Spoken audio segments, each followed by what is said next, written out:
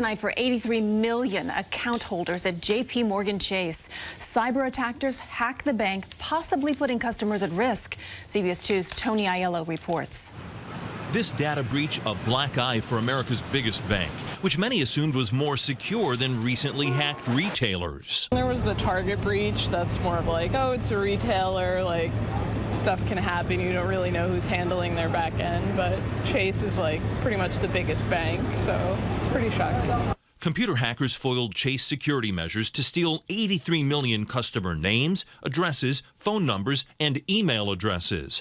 What's the risk with that information in the hands of hackers? Now they know that they're banking at Chase. So what they can do now is, again, try and backtrack into their checkings and savings accounts. Consumer credit expert Paul Oster expects hackers will now go phishing, sending out fake but official-looking emails designed to con Chase customers into giving up account details. You need to be on the lookout for any email that looks like it's coming from Chase, and these guys are sophisticated.